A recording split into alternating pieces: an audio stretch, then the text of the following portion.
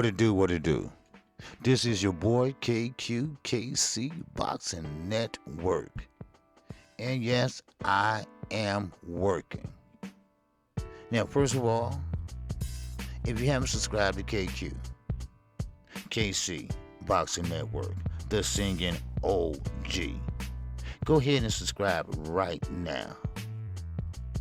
And don't forget to hit that like button as you watch this video. And also, I want to invite you to join the channel. And that way, once you join the channel, you have a chance for your pay-per-view giveaways and other perks that's coming down the line. And now, let's get to the video update. But once again, before we get started, hit the like button. And also, I would like to hear from you. Write in the comment section what you think about this video update. How can I improve? Because remember, KQKC doesn't do a lot of videos. Strictly live stream Monday through Friday, and Sunday mornings, me and Knockout Boxing, and Saturdays calling fights. Oh, I work 7 days a week, baby, no doubt about it. Now, let's get into this video. Teofimo Lopez Sr. is at it once again. Actually, he never changed, because right now they still feel a certain way about the black fighters, and one in particular, Devin Haney. Now, let me give you a little backstory. Now, of course, Teofimo Lopez Jr. stated that if ESPN want the black fighters, they can have them. Well, they don't need your permission, son, because they already have them. And they can showcase them any way they want to. They can promote them any way they want to. Because, see, they doing something right where you're not doing something right. You doing something wrong. And you know who is allowing you to do something wrong? That man right in front of y'all face. Teofimo Sr. That's right. Now, of course, everyone loves their father. Everyone wants to believe what their father says. But if your father never was a fighter, never was a top guy in a trainer of the year, anything, then why would you pretty much believe everything he says on a trainer level, not as a father? Teofimo Sr. is delusional. I'm sorry, I'm trying to put it politely as I can. He has lost his way with his son. He has got so wrapped up in his son accomplishments, because no matter how you slice or dice it, he still is a good fighter. He still has great potential, but now it's starting to decline. Now he is starting to look another way. Another way is not good for him. One way is having your father in your corner. Your father pretty much is up to no good. He want to discredit every other fighter that look like me and look like most black fighters today, and especially at top rank. And he want to discredit them. And of course, his son is playing along with it. Now, they believe that they gave the belts to Kambosos and Haney. Now, my memory serves me correctly. You didn't give them anything. They took the belts from you, from Kambosos. Now, I don't know if you said you slipped or not, but you slipped when you got hit by that straight right. Now, of course, we saw how you was looking after the fight.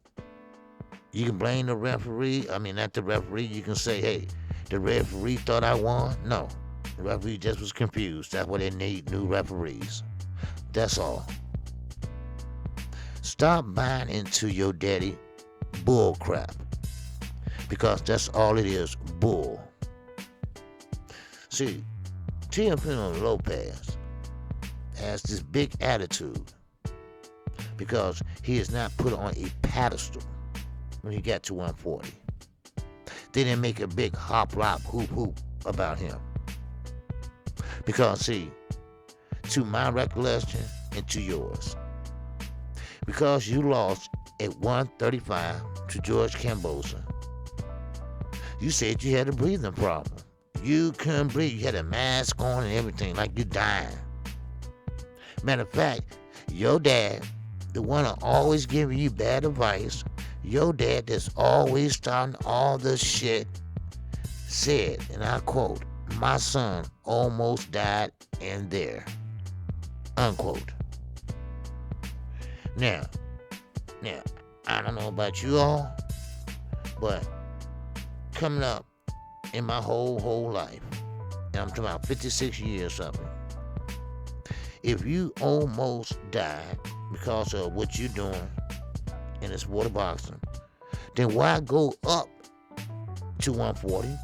Why continue on boxing? It just doesn't make any sense.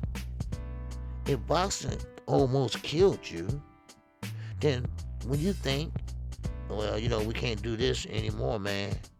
It's not good for your lungs. It's not good for whatever illness you came up with or excuse you came up with.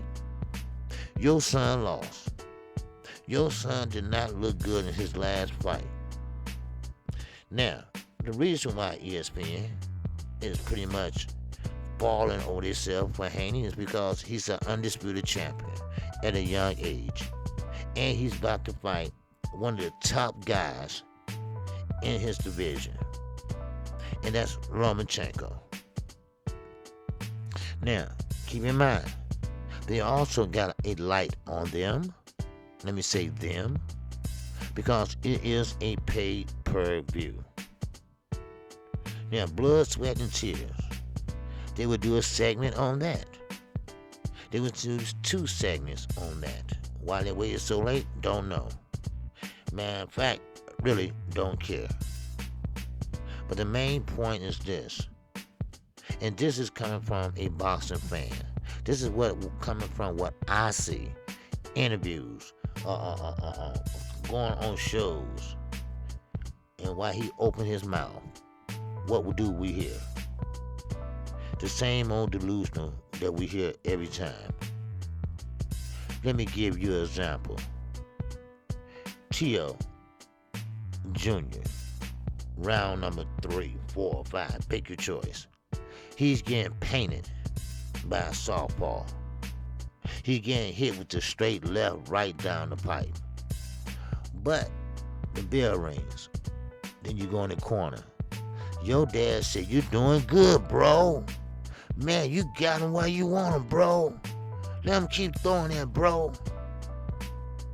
Man, he ain't gonna get tired, bro." No. See, that's bad advice. That's being bad trainer / manager / coach, whatever you want to call it. First of all, you don't give him that type of instructions. You tell him what you have to do to stop that straight left coming down the pipe. He should know how to fight a southpaw by now. What are we talking about? A rookie? What are we talking about? All the father and son teams, I can say most of them are pretty straight shooters. Kenny Porter, he tell you like it is with his son. He tell his son how it is. Floyd Mayweather Sr. Now, of course, he'll tell Floyd how it is. Roger Mayweather, even though he's not his father, but something like his father, same thing. Angel Garcia, same thing. Same thing. Now, for some reason, these Lopez's are delusional. And I know why. See, you only learn what you taught at home. Then once you leave the nest, you apply that in the world. But be careful. Be careful. You can get away with that in boxing to a certain extent.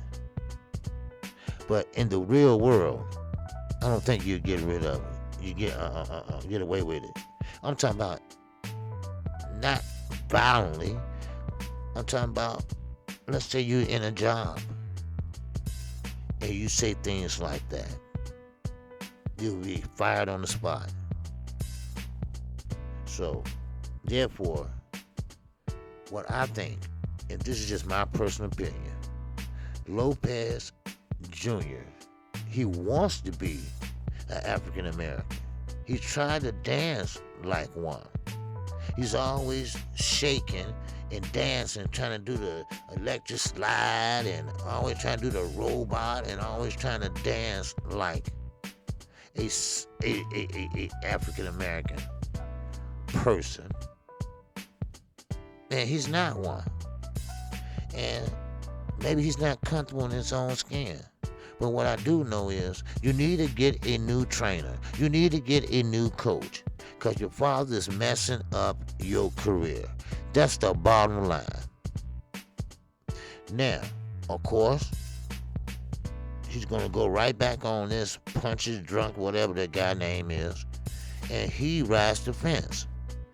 He only grateful for African Americans when it's suitable for him. I went back and I saw some of his. I do my homework, baby. I do my homework. And of course, he made some statements towards the so-called black fighter. We got to get it together, people. We got to get it together. Now, I'm going to play just a little excerpt of what Lopez Sr. had to say. And I hope that you all can hear this. And I do my best so you can hear it. Here you go. 5. We gave them those straps. We gave them to him, bro. Losing to fucking Cambosos. That's why that motherfucker. Look, you ever seen that video with him and his father jumping like fucking like? I they hit did. the lotto? I actually talked to a lot of people about that moment, to be real. Because I always tell people, look back at that moment, how he jumped almost 4 feet off the ground when Cambosos won. But nevertheless, Junior, right? You know how they say that, you know, if you got all the belts, you can put yourself in title contentions to the next division. How would a fight like that play out? You think that, you know, it goes 12 rounds, or you think that your son knocks Haney out? Listen, my son sparred with him, but that was way back. That was like 4 or 5 years ago. And Devin was doing really good with the jab. But then my son told me in the 5th round, he goes, watch what I'm going to do to him. And my son started slipping that fucking jab, bro. He went inside and fucking almost knocked him out, bro. His father stopped the fucking shit because we were supposed to do 6 rounds. So when Haney went back, he was like tumbling, like you know, like it looked something like when he fought Linares? Yeah, when he fought Linares. That's what he looked like. He's stumbling back to the fucking corner, right? Because my son hit him with like 30 fucking punches with no return. He almost had him, right? And he went tumbling to the corner, and his father is like, yo, it's done. And I said, no, motherfucker, you said 6 rounds, let's go. He said, no, it's enough. You know, so I said, okay. Then Devin goes and sits down, bro. I tell the story all the time. Devin goes and sits down with his gloves and his headgear. He didn't even take nothing down. And he sits down in the corner of the fucking, you know, the ring. He sits down and he's just there. Like just sitting there. You know? Like saying, like, what the fuck happened? That's nothing but cap, of course. I won't believe anything Lopez Sr. would say. They call him Junior, so he must be a junior to his father. I don't know. But I call him Senior, and I call his son Junior. Like father, like son. No doubt about it. Like son, like father. They both are delusional. They both have mental issues. I'm sorry, I'm not no doctor. My daughter's the one with the PhD, not me. But I will tell you this. I know someone that's crazy or delusional. Yes, I do. And I can see it from a mile away. They want to be something they're not. They want to have something they don't have. And they want to be the champion, which they're not. I'm KQ. KC. Boxing Network. If you haven't subscribed, go ahead and subscribe right now. And on your way out, hit the like button.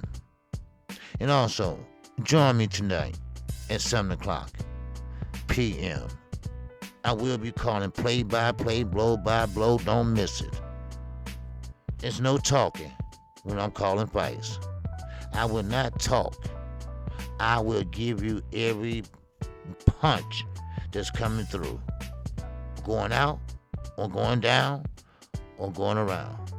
I will call every jab. I will call every stick that's popping. That's how you call fights. If you don't know how, let me demonstrate tonight. Let me show you how to call a fight. So join the Wow Wow Network. Join the Wow Wow Chat tonight.